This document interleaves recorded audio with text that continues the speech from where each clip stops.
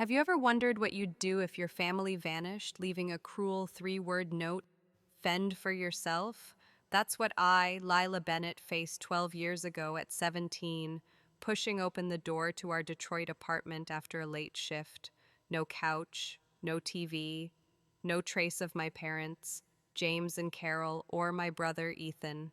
Just that note scrawled on the kitchen counter, like a knife to my heart.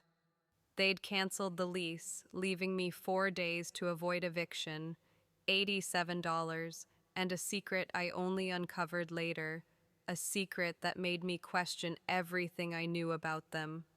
I cried, I screamed, but then I stood up, from night sleeping in an abandoned car, eating jam with a plastic spoon, to standing in a sleek San Francisco penthouse, a self-made millionaire at 29.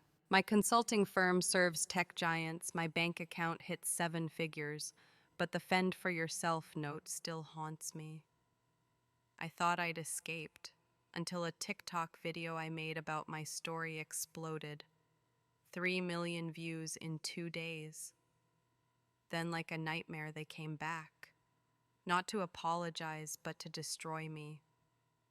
An email from Mom, "You're still my daughter."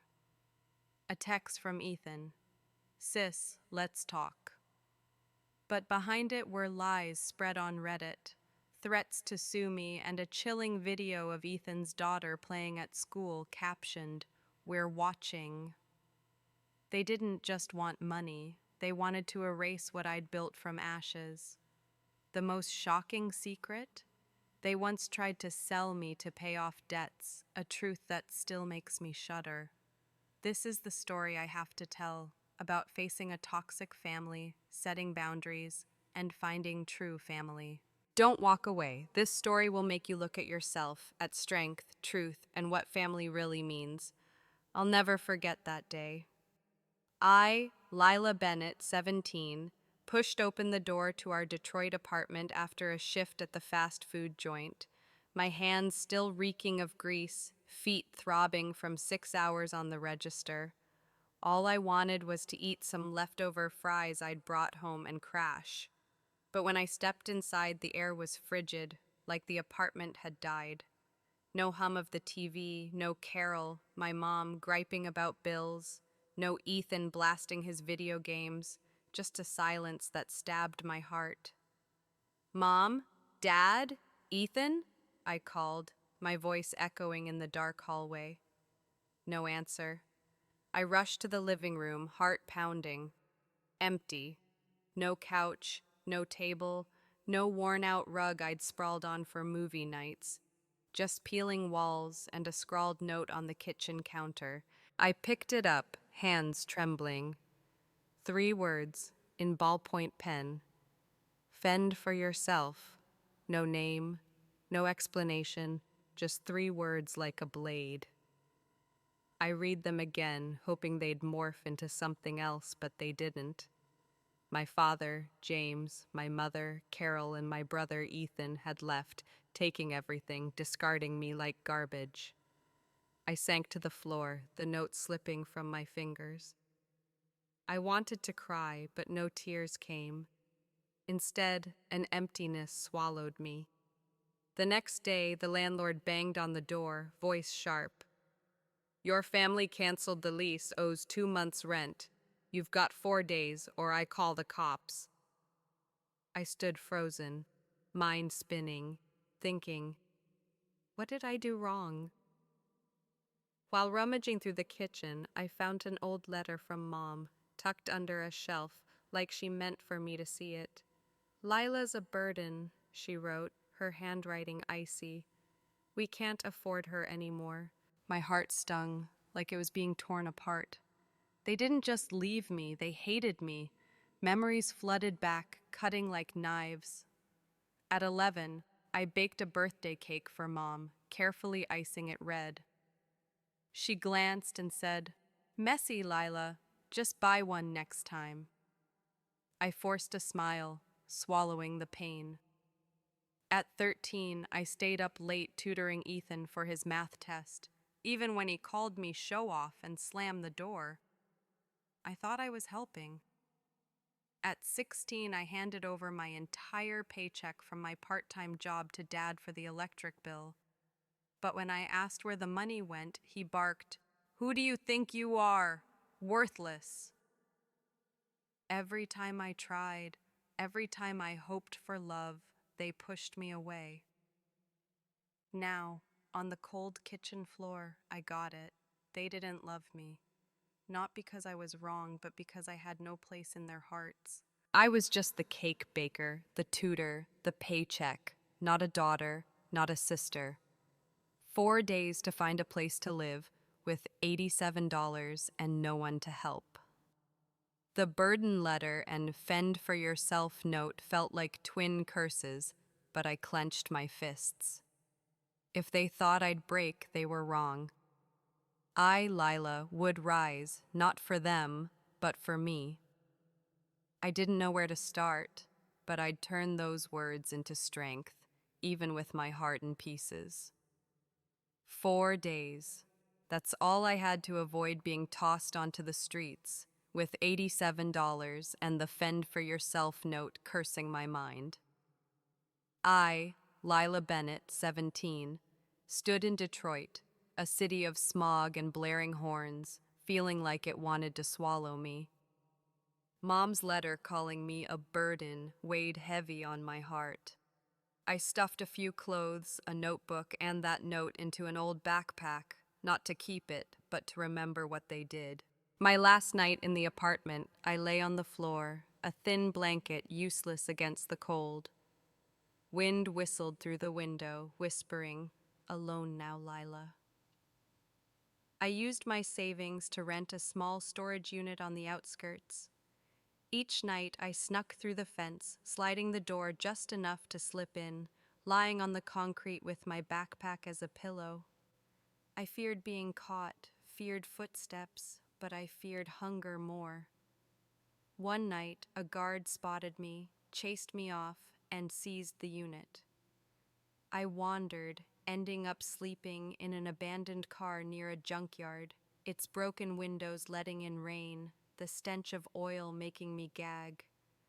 I curled up in the back seat, using my backpack to block the drizzle, telling myself, just one night. But one night became a week. By day, I showered quickly at a public gym, faking membership with a forced smile. I ate stale bread from discount stores smeared with cheap strawberry jam, using a plastic spoon for lack of a knife. Each bite stuck in my throat, but I forced it down. Survive today, Lila. I spent hours in the library typing job applications on a creaky computer. I applied everywhere. Supermarkets, coffee shops, stores, but they wanted addresses, experience, things I didn't have. Each rejection email stung like salt in a wound. One afternoon, I walked into a small pizza shop, the smell of cheese making me dizzy from hunger. Maria, the owner, looked at me like she saw my pain. "You look like a ghost," she said. I trembled. "I need a job. I'll do anything." She handed me a leftover slice. Night shift, dishes, floors, start tonight. Working at the pizza shop saved me. I scrubbed dishes until my hands swelled, wiped counters until my back ached, hauled trash in Detroit's chill. Maria paid cash, no questions asked. One night, when I nearly collapsed, she pulled me into the storeroom, pointing to a bench. "Sleep, one time only." Her voice was gruff, but I felt warmth. Then she told me someone had called, threatening her for hiring me. "Don't know who," she said, "but watch your back." My heart tightened, suspecting my parents, but I didn't dare ask. I saved every penny, bought a prepaid phone, watched YouTube videos on money management, jotting in my notebook, "No extra spending, money is a tool." In that abandoned car, I told myself I was building a future, however small. Maria gave me an old pair of shoes once, Don't let your feet blister. You've got to keep walking. I kept those shoes, a reminder that kindness existed even if my family wasn't part of it. The fend for yourself note didn't break me. It was fire, and I'd use it to live. I never thought I'd survive those nights in an abandoned car in Detroit, eating strawberry jam with a plastic spoon, but I did. Every dollar earned at the pizza shop, every finance tip jotted in my notebook, was a step out of the darkness. The fend for yourself note and the letter calling me a burden from when I was 17 still burned in my mind, but I turned them into fire. At 22, I left the night dishwashing shift, took a warehouse cleaning job, then climbed to office assistant at a small company. I learned fast, showed up early, asked questions, even when I wanted to curl up from exhaustion. I saved every cent, rented a tiny room in Detroit, and started freelancing, writing business plans at night. Each small contract was a win, but I still felt hollow, like that note haunted me. Fend for yourself. At 25, I launched my own consulting firm called Thrive, with just an old desk and a borrowed laptop. Detroit was where I started, but I knew I needed bigger opportunities. I moved to San Francisco, a city of lights and the Golden Gate Bridge, where tech dreams come true. I remember stepping off the plane, seeing the San Francisco Bay sparkle, thinking, I belong here. I rented a cramped office, worked 16-hour days, cold called clients, learned to negotiate, and built a client list from scratch. But it wasn't easy. A rival spread rumors I was a fraud, claiming I faked expertise to land deals. I nearly lost a major client staying up all night to prove my credentials. I shook with anger, but didn't quit. I had no degree, no one backing me, but I had the stubbornness Detroit taught me. By 29, I was a millionaire. For real, a seven-figure bank account, a paid-off penthouse overlooking the bay, a consulting firm with 12 employees and big tech clients. The night I saw my balance hit that mark, I sat alone in my apartment, staring at the Golden Gate Bridge's lights. I cried, not from joy, but because it all rushed back. Freezing car nights, hungry days, Dad's worthless yells, Mom's dismissal of my 11th birthday cake, Ethan slamming the door. I'd made it, but why did it still hurt? I wanted to call someone, to share, but there was no one. My family never reached out, not a text, not a call. I saw Ethan once on Instagram, smiling with his wife and kids in Denver. I stared at the screen, wondering if he remembered me or if I was just an erased memory. San Francisco gave me success, but also showed me loneliness. I had a gorgeous penthouse, nice clothes, health insurance, but I slept with the lights on, scared of the dark. I went to therapy, telling Dr. Rachel about the note, about never feeling good enough. She said I was healing, but I wasn't sure. I only knew I'd turned Fend for Yourself into a company, a penthouse, a dream. But I never expected that. Just when I thought I was okay, my family would return, not to mend, but to destroy everything. I never imagined a TikTok video would upend my life. At 29, I had it all. A thriving consulting firm in San Francisco, a penthouse overlooking the Golden Gate Bridge, and a seven-figure bank account. But the Fend for Yourself note from 12 years ago, when I was 17, lingered like a scar. I made that video on a quiet evening, sitting in my apartment, lights dim. I shared about nights sleeping in an abandoned car in Detroit, strawberry jam eaten with a plastic spoon, how I turned pain into strength. I posted it on TikTok, hoping only that someone, somewhere, would feel less alone. 2 days later, it exploded. 3 million views, thousands of comments. Strangers wrote, "You gave me courage to set boundaries," or I was abandoned by my family, too. I read them, crying from the weight, feeling my story finally mattered. But then, amid the glow, a comment chilled me. An anonymous account wrote, "She's lying, abandoned her family, stole their money." It got hundreds of likes, sparking arguments. I stared at the screen, heart racing, suspecting my parents, James and Carol, right away. That night, an email arrived, its subject line stopping me cold. "You're still my daughter." It was Mom. I opened it, hands trembling, hoping for an apology for that note years ago. But no, just a few cold lines. "I saw your video. We need to talk." No remorse, as if 12 years of abandonment were trivial. I slammed the laptop shut, mind reeling. I wanted to believe her, to hear her voice, but I remembered her dismissive glance at my 11th birthday cake, Dad's worthless yells when I gave him my paycheck at 16. The next day, Ethan texted, "Sis, I miss you. Can we talk?" I stared at the message, heart aching. Ethan, the little brother who was once my world, now a stranger in Denver with a wife and kids I didn't know. I wanted to call, to ask why he never looked for me, but a voice warned, "Be careful, Lila." I took the email and text to my therapist, Dr. Rachel.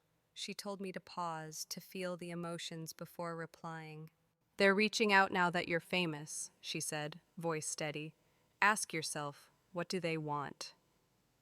Back home, I reread Mom's email, searching for sincerity, but found only manipulation.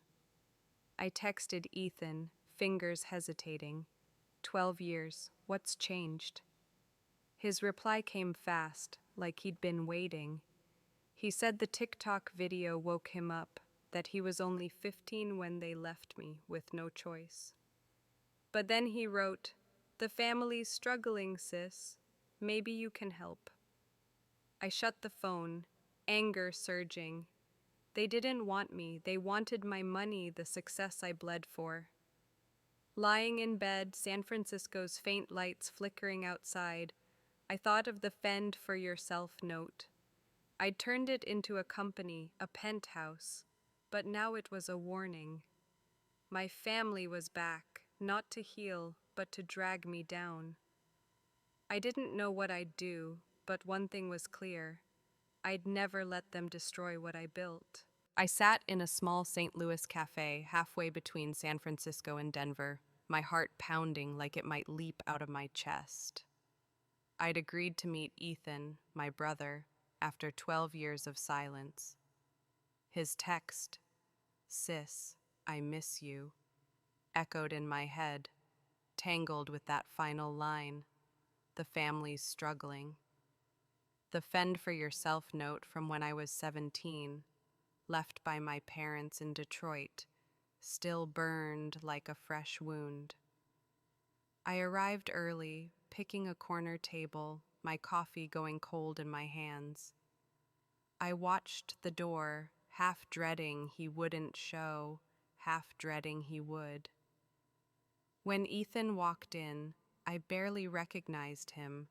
Taller, broader shoulders, thinning hair, but those eyes were still my little brother's, the kid I played catch with.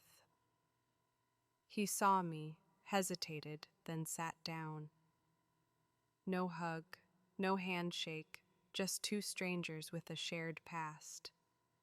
"You look good," he said, voice rough. I forced a smile, unsure how to respond.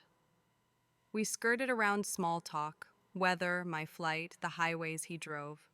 But I noticed him avoiding my gaze, like he was hiding something. Finally, I couldn't stand it.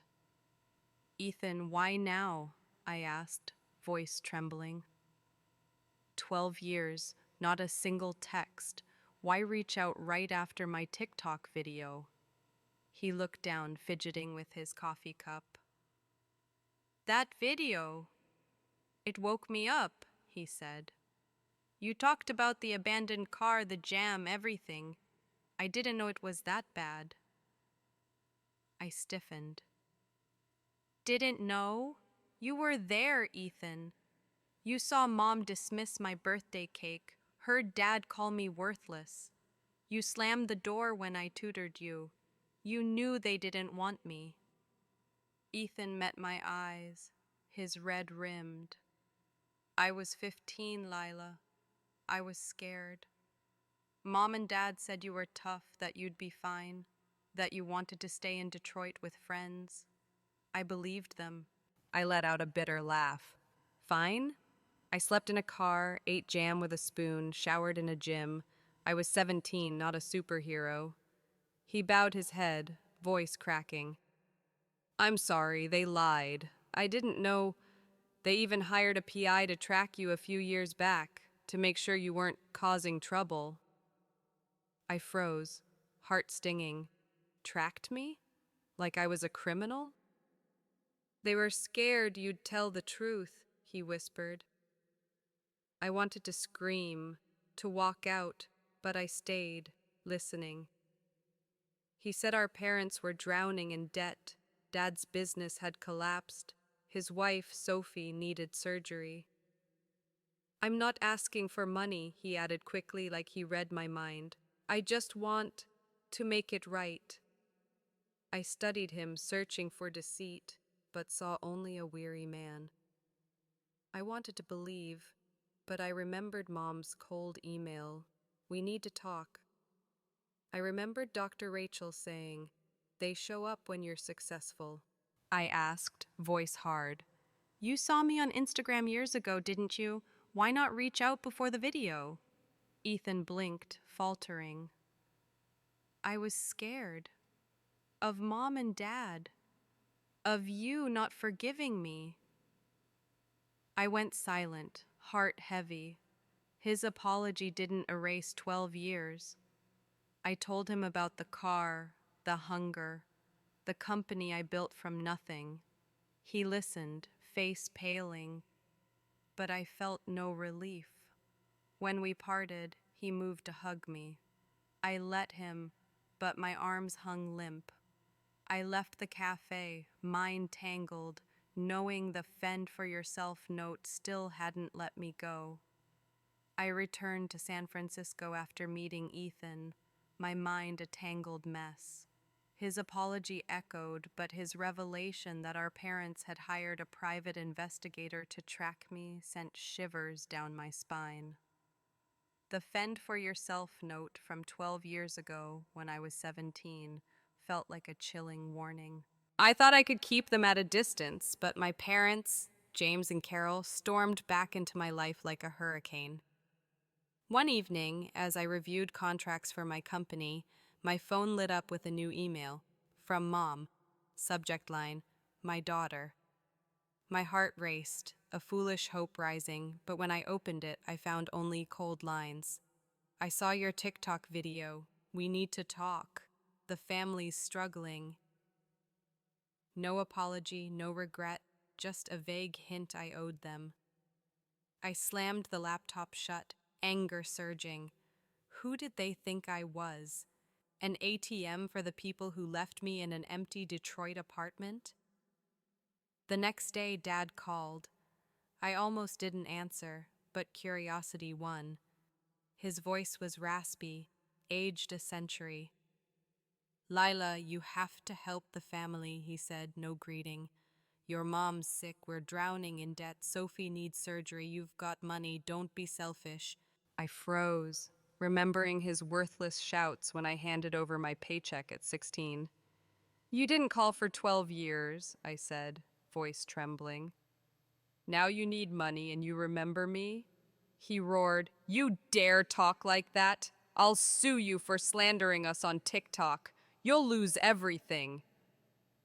I hung up, hands shaking, heart pounding. Sue me? For telling the truth? I wanted to laugh, but fear gripped me. They knew how to make me doubt myself.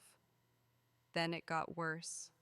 One morning, I opened Twitter to find Had Lila Lies trending. Dad had gone on a local Denver podcast, voice tearful.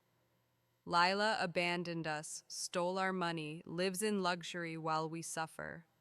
The episode spread fast, thousands of shares. I shook with rage, reading comments calling me traitor, cold-blooded millionaire. I called Ethan, who confirmed, Dad's lying. They need cash fast, so they did this. I discovered they'd hacked an old email account, sending fake pleas for money to my friends, costing me a major contract. I sat in my office, staring at the Golden Gate Bridge, wanting to cry, but unable. They didn't just want money, they wanted to ruin me. I emailed Mom, voice firm, "Stop, or I'll call the police." She replied, attaching an old photo, me and Ethan at Cedar Point, beaming. Beneath it, she wrote, "You used to love your family, don't hurt me." I looked at the picture, heart aching, remembering my longing for their love. But then I recalled the "Fend for yourself" note, the abandoned car, the hungry days. This wasn't love, it was manipulation. I called Dr. Rachel, spilling everything. She told me to set boundaries, that I owed them nothing. "They see your strength, so they attack," she said. I nodded, but my heart was a mess. I wanted to cut them off, but a foolish part of me craved a genuine apology. I opened TikTok, read supportive comments, and told myself I didn't build a company, survive Detroit, to be dragged back. But I knew my parents wouldn't stop. The "Fend for yourself" note was a reminder. I had to protect my life, no matter the cost. I sat in my San Francisco apartment, doors locked, security cameras glowing, but still didn't feel safe. My parents, James and Carol, had broken into Ethan's house, sent a threatening video of his daughter, Ava, and staged a fake collapse to smear me. The "Fend for yourself" note from 12 years ago, when I was 17, haunted me like a shadow. Ethan, Sophie, and Ava moved in with me, filling my quiet apartment with Ava's singing and Ethan's anxious murmurs. But it was Sophie, someone I'd only known through Ethan, who changed everything. One morning, while Ethan took Ava for ice cream, Sophie knocked on my office door. "Lila, we need to talk," she said, her voice soft but resolute. I let her in, heart racing, unsure what to expect. Sophie looked at me, eyes tired but sincere. "I only learned about you 3 years ago," she began. "Ethan said you left home, cut contact. I believed it until I saw your TikTok video." I stiffened, recalling nights in an abandoned car, strawberry jam on a plastic spoon. She went on, "I asked Ethan and he told me everything about the note, how they left you. I was shocked. Then I found their Reddit posts claiming you stole money, abandoned them. Worst of all, they impersonated you to borrow money from banks, signing loan contracts in your name." I froze, heart stinging. Impersonated me? I clenched my fists, remembering Mom's letter calling me a burden. And Sophie continued, "I confronted them and they admitted it. They thought you'd never find out since you're successful." "I'm sorry, Lila. I believed them." I sat still, mind reeling. Those lies, stealing, loans, cut like knives. Sophie pulled out her phone, showing me a Reddit post. Lila Bennett, the millionaire who ditched her poor parents. I wanted to scream, but whispered, "Do they hate me that much?" Sophie took my hand. "No, they're scared of you. You're stronger than them." She wanted Ava and their unborn child to know me, but didn't push. "Only when you're ready," she said. I looked at her, seeing a stranger's honesty, unlike Mom's manipulation. "Thank you," I choked out. For the first time in 12 years, I didn't feel alone. We decided to act. Ethan, Sophie, and I met a lawyer, bringing evidence. The video threatening Ava, hacked emails, the keep family secrets note, Dad's podcast. The lawyer said we had grounds for a 7-year restraining order. At the hearing, I stood before the judge, recounting the abandoned car, the hungry nights, my parents' manipulation. Ethan, trembling, admitted he'd feared them but now wanted to protect Ava. Sophie, calm, detailed the fraudulent loans. My parents, without a lawyer, insisted I'd betrayed them. The judge looked at them, then at me. He granted the order: no contact, no approaching our homes, no messaging through others, for 7 years. I exhaled, but knew they wouldn't stop easily. Back at the apartment, I hugged Ava, hearing her call me Aunt Lila. I looked at Ethan and Sophie, feeling a new family, not the one that left me, but one I chose. The fend for yourself note was no longer a curse. It reminded me I'd survived, and now I had people to protect. But I knew my parents were out there, and I wasn't ready for what they'd do next. I couldn't live in fear forever. The 7-year restraining order kept my parents, James and Carol, at bay, but I knew they wouldn't stop. After breaking into Ethan's house, sending a threatening video of Ava, and forging loans in my name, the fend for yourself note from 12 years ago, when I was 17, lingered like a warning. I decided to confront them, not because they deserved it, but because I needed freedom. I sent an email, fingers trembling on the keyboard. Meet me at Ocean Beach, San Francisco, noon tomorrow, just me and you two, then leave me alone forever. I chose the beach for its open space, security cameras, and to keep them away from my apartment. They replied instantly, "We'll be there." No threats, no apologies, just a coldness that chilled me. I arrived early, standing on Ocean Beach's sand, the Pacific's waves roaring, cold wind whipping through my hair. In a gray coat, I felt like I was gearing up for battle. When I saw them approach, my heart pounded. Dad looked older, hair gray, eyes sunken. Mom was small, hair disheveled, but her gaze was as sharp as when she dismissed my 11th birthday cake. They sat on a wooden bench a few steps away. No one spoke, just enemies staring. I took a deep breath, voice firm. This isn't about reconciliation or money. You need to understand. It's over. You've lost, not just in court, but to me, to Ethan, to Ava. If you contact us, threaten us, I'll expose everything. Dad roared, face flushing. You dare threaten us. After all we did, you owe us. I laughed coldly. Owe you? You left me in Detroit with $87, no home. I slept in a car, ate jam with a spoon, showered in a gym. You call that parenting? Mom sobbed, voice quaking. Lila, we want our family back. We're old. We don't want to die alone. I looked at her, recalling nights I begged for their return, but then Dad sneered.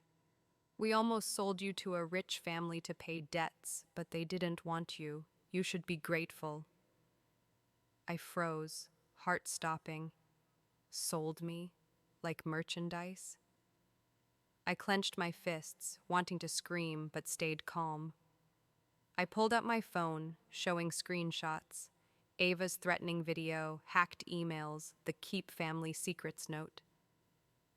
I've sent these to my lawyer, I said. If you come near me, Ethan, or Ava, I'll share them with everyone. Your siblings, your church, the press. I have money, lawyers, and I'll go all the way. Dad tried to interrupt. I raised my hand. I'm not done. You're not my family anymore. My family is Ethan, Sophie, Ava, the ones I chose. You're strangers, and that's the price you pay. I turned, walking away. Mom called out, voice breaking. Lila, do you hate us that much? I paused, looking back one last time. I don't hate you. I feel nothing. You lost me the day you wrote Fend for yourself. I left the beach, waves crashing behind me, feeling lighter than ever. I called Ethan, told him everything. He feared retaliation, but I knew they'd seen my resolve. A week later, Dad emailed, threatening suicide if I didn't help. I forwarded it to my lawyer, no reply. The Fend for yourself note no longer haunted me. It was proof I'd won. Not for them, but for myself. I walked away from Ocean Beach, leaving my parents and the Fend for yourself note behind forever. For the first time in 12 years, I felt unburdened, as if a weight had lifted from my chest since I was 17. Back at my San Francisco apartment, I called Ethan, recounting the confrontation. He worried, fearing James and Carol might retaliate, but I reassured him, they know I'm serious, we'll be okay. I wasn't sure I believed it, but I wanted to. The weeks that followed were quiet. No emails, no texts, no threatening videos. I checked security cameras each night, but gradually, I started sleeping without leaving the lights on. Ethan, Sophie, and Ava stayed with me. My once quiet apartment now buzzed with Ava's nursery rhymes, Sophie's laughter, and Ethan's debates over superhero movies. For the first time, I felt like I had a family, not the one that abandoned me in Detroit, but one I chose. One evening, I threw Ava's 6th birthday party. I ordered a strawberry cake, hung balloons across the room, and stacked gifts on the coffee table. Ava ran around in a princess dress, calling me Aunt Lila with a smile that melted my heart. Ethan grilled burgers on the balcony. Sophie snapped photos, and the apartment overflowed with joy. Standing in the kitchen, watching them, I thought of that empty Detroit apartment, the Fend for yourself note on the counter. I turned it into this, a home full of love. Ethan and Sophie decided to move to San Francisco. They found a place 20 minutes from me, started new jobs, and enrolled Ava in kindergarten. We began a Saturday dinner tradition, sometimes at my place, sometimes at theirs. I taught Ava to color, listened to Sophie talk about their unborn child, and bickered with Ethan over favorite sports teams. But I still had nightmares of the abandoned car, Dad's yelling, Mom dismissing my 11th birthday cake. I told Dr. Rachel, who said healing isn't erasing the past, but living on despite the scars. I kept up therapy, still flinched at the doorbell, but I was learning to trust those around me. One day, an old Detroit friend messaged, "Your mom reached out, asked me to tell you to call." I froze, anger rising. Carol was trying to breach boundaries again. I blocked the number, didn't respond, but my heart ached. A week later, my lawyer forwarded a letter from Mom, sent to protect my address. No demands, just a few lines. I know I was wrong. Your dad and I are in counseling. I hope one day you'll forgive us. I read it, feeling neither tears nor anger, just emptiness. I tucked it in a drawer unanswered. Ethan got a similar letter, and we talked over dinner. "Will you forgive them?" he asked. I shook my head. "Not yet, maybe never. But I have you, Sophie, Ava. That's enough." He squeezed my hand, and I knew we were building something new. The Fend for yourself note was no longer a curse. It was proof I'd survived, from an abandoned car, strawberry jam, to a penthouse overlooking the Golden Gate Bridge. I wasn't that 17-year-old girl waiting for love anymore. I was Lila, defining family by the love I chose, and I was healing one day at a time. I thought it was over after the confrontation at Ocean Beach, but my parents, James and Carol, didn't know how to quit. One morning, as I brewed coffee in my San Francisco apartment, Ethan texted, voice frantic, "Sis, They posted again. I opened my laptop, heart racing, and found a Reddit post in a Denver community group. Lila Bennett, heartless millionaire, abandoned her poor parents. They attached a photo of me at 11, baking mom's birthday cake, with a fake story claiming I stole their money and ran. I gripped my coffee mug, the Fend for Yourself note from 12 years ago when I was 17, flashing in my mind. They didn't just want to ruin my reputation, they wanted to erase what I'd built from an abandoned car and strawberry jam eaten with a plastic spoon. I trembled with anger, but this time, I wasn't scared. I'd survived Detroit, built a company from nothing, faced them on that beach. I wouldn't let them win. I contacted a journalist who'd covered Mom's staged collapse. I want to tell the truth, I said. We met at a cafe and I brought evidence. The video threatening Ava, hacked emails, the keep family secrets note, the restraining order, even loan documents forged in my name. I told it all. The empty Detroit apartment, the hungry nights, their lies about me stealing money. I don't want revenge, I said, voice catching. I want others to know they're not alone. The article ran a week later, headlined, "Self-Made Millionaire Exposes Toxic Family." It went viral, shared thousands of times on Twitter, TikTok. Strangers commented, sharing their own family betrayals, thanking me for speaking for them.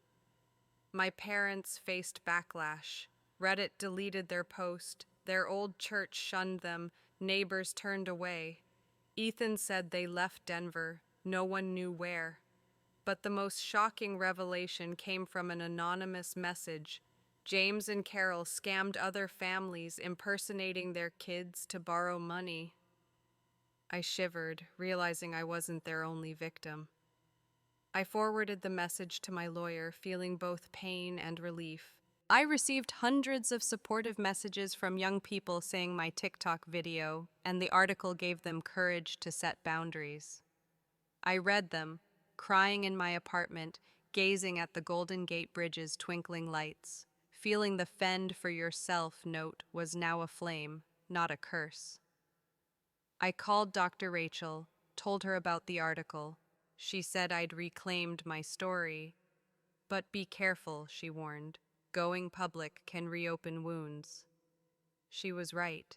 Each kind comment healed a scar, but I still ached, recalling Mom's cold stare at the beach, Dad's worthless shouts at 16. I kept up therapy, still flinched at phone pings, but I wasn't afraid anymore. One evening, I dined with Ethan, Sophie, and Ava. Ava drew me a picture of Super Aunt Lila. I laughed, hugged her, looking at Ethan and Sophie. They were my chosen family, and the article reminded me I didn't just survive, I inspired. The "Fend for Yourself" note proved I was stronger than them, and I'd keep going for myself and those who believed in me. Standing on my San Francisco balcony, gazing at the Golden Gate Bridge glowing under the sunset, I felt a peace I hadn't known since I was 17, when the "Fend for Yourself" note tore my world apart. The article exposing my parents' lies, James and Carol, freed me, but messages from strangers sharing stories of toxic families or homeless nights showed me my story wasn't just mine. I wanted to turn my pain into action, not to forget, but to give it greater meaning. I founded a nonprofit in San Francisco called New Beginnings to help homeless youth learn trades, find jobs, and build lives. I remembered typing job applications on Detroit library computers, rejected for lacking an address. I didn't want anyone else to face that. With my savings, I rented a small office and partnered with local organizations. We launched classes on skills, resume writing, interviewing, money management. At the opening, I shared my story, voice trembling as I spoke of the abandoned car, strawberry jam on a plastic spoon. A 15-year-old girl, eyes shining, said, "If you did it, I can too." I hugged her, fighting tears, thinking of the 17-year-old me who doubted I'd see tomorrow. I started hosting online workshops, sharing how to set boundaries with toxic families and heal from trauma. Thousands joined from across the U.S., some never homeless but hurt by family. I spoke of the car, the birthday cake mom dismissed at 11, how I learned to love myself despite dad's worthless label. After one session, our nonprofit's website was hacked, nearly losing all data. The cybersecurity firm said it was a targeted attack but couldn't trace the culprit. I suspected my parents but had no proof. I wouldn't let them win. We restored the site, kept the workshops going. A 19-year-old emailed, "I was kicked out last year. Your nonprofit helped me learn coding, and now I have a job. You're why I didn't give up." I read it, crying in my office, feeling my pain had become a light for others. Ethan and Sophie backed me fully. Ethan taught finance classes for the nonprofit. Sophie made promotional videos. Ava, now 6, drew pictures of Super Aunt Lila to hang in the office. One Saturday dinner, Ethan asked, "Are you scared Mom and Dad will target the nonprofit?" I shook my head. "They can try, but I won't stop." He smiled, and I knew we were building something new, not the old family, but a true one. I still go to therapy, still dream of Detroit, but I'm not afraid. The Fend for Yourself note is now a symbol of my strength, my nonprofit, the people I help. Looking at the Golden Gate Bridge, I think of the girl who slept in a car. I didn't just survive, I'm living and helping others live. I don't know where my parents are, but I know I'm here, and I'll keep going for myself and those who need me.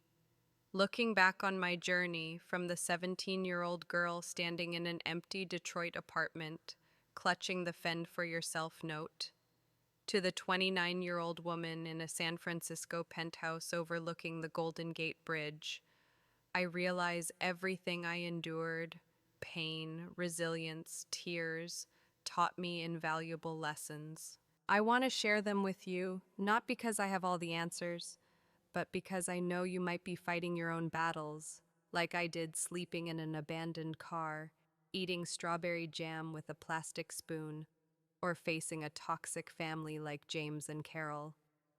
Here's what I've learned, hoping it helps you find light, no matter how thick the darkness. First, setting boundaries is freedom. Saying no to those who hurt you, even family, isn't selfish. It's protecting your heart. I learned this confronting my parents at Ocean Beach, blocking Mom when she tried contacting me through an old friend. Boundaries kept me standing. They'll do the same for you. Second, family is a choice. You don't need blood to find true love. Ethan, Sophie, and Ava became my family, not because they had to, but because we chose each other. Build your circle with people who lift you up, like I found in them, not those who drag you down like my parents did. Third, healing is a journey, not a destination. I still go to therapy, still dream of Detroit, still flinch at the doorbell. But I've learned to live with my scars, thanks to Dr. Rachel and Saturday dinners with Ethan. Find your support, friends, professionals, and be patient with yourself. Fourth, sharing your story can spark change. My TikTok video, the article exposing lies, and my New Beginnings nonprofit turned my pain into purpose. When I spoke of the car, the birthday cake Mom dismissed at 11, I got messages from people saying I gave them courage. Your story has that power too. Finally face the truth even when it hurts. Exposing my parents' lies, from forging loans in my name to trying to sell me, was the hardest thing I've done. But truth is the strongest weapon. When I went public on Reddit when the article went viral, I didn't just protect myself. I showed others they're not alone. Don't fear speaking out even if it makes you tremble. The fend for yourself note was once a curse, but I made it a flame. You can turn your pain into strength too. I stand here, imperfect but stronger than ever because I chose to face, to heal, to love. You can too. Start today for yourself and for those who need your light.